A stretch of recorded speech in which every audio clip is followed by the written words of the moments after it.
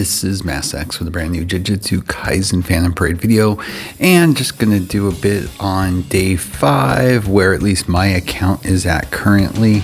So just right out of the gate, my main team is pretty much finished at this point, and it's now just fine tuning. As you can see, I basically have got everybody to level 70. Gojo at 88. I'll still keep pushing that to top them out at 91. I'll probably just take him to level 90 and then just let it accrue from playing him.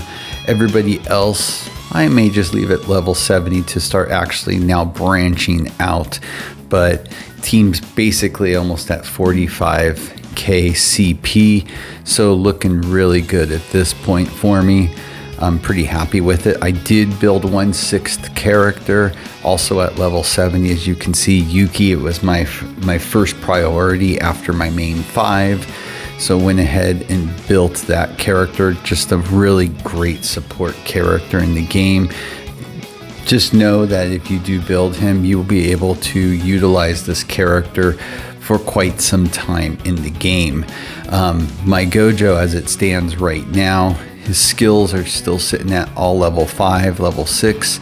I'm going to go ahead and level 6 all of them, and the ultimate skill to level 7, and then I will at that point stop looking at Nobara. Her skills right now are all at 11.4 with the ultimate level 5, same thing. Gonna get everything at level 5 and take her ultimate to level 6. And then everybody else is at skill level 4 across the board, because again, they're mainly used for support. My DPSs, of course, are Gojo and Nobara. But now I'm gonna start branching out. I've got a video separate of this about what to do next, because why at this point in time, you know, story mode is done. Just so you're aware, they're not the quickest on releasing story. They're very consistent with the events, but the story, yeah, we'll see what our timeline is going to be for global. For Japan, it was a little bit of a slower process, but the events are always consistent. So that's why getting your characters to grade 8 is so important. So when they do open up more story mode and we get more grades, then you can just jump right in. So it should be a priority. So story mode is done for me. Event at this time is all completed. And for the prize pool, I'm currently at number 6. What I want is to clear 7, and then if there's some left over in 8, great. But that's really, 8 is nothing more for the people that get through 7 on that one.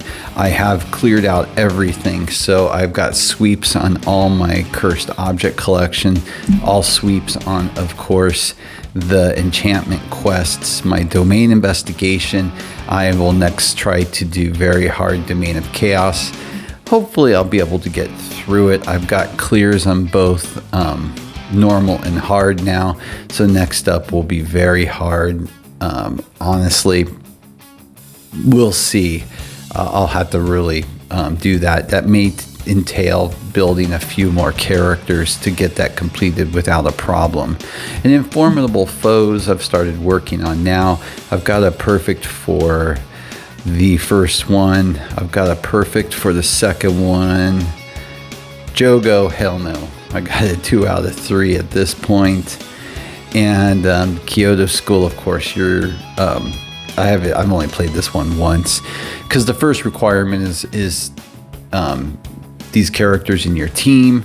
So if you don't have them, it's already out the window right there. You can run it once to at least get some of the prizes, which counts. But yeah, not a high priority at this point. I want to start building who I think is going to help me out the most, as well as build my color base, which again I'll talk about in a separate video. But yeah, you know, I'm at this point, you know, dispatch is looking good. On that one, I just make sure I'm always hitting it, clearing everything out.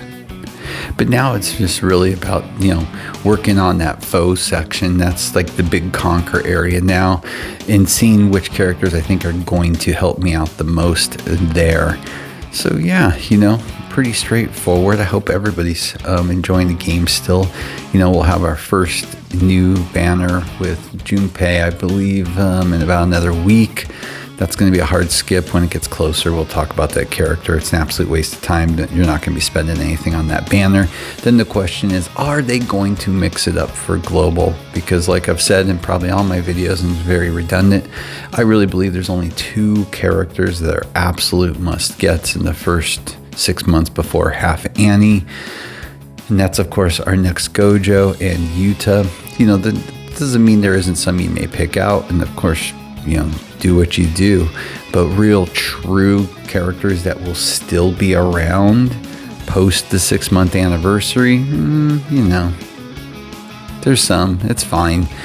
But again, you know, it's a gacha game. A lot of people don't want to collect the characters. It's more about if you want to waste resources building them. But no, things, you know, the game's running smoothly for me. I've had 0 problems. So with logins or any issues, I think they've gone over and above with dropping codes daily. I think they've really come in hard on this on global. I think Billy has done a very good job really listening to the community and making sure there's lots of interaction. So I tip my hat to them. I think they've done a very good job so far.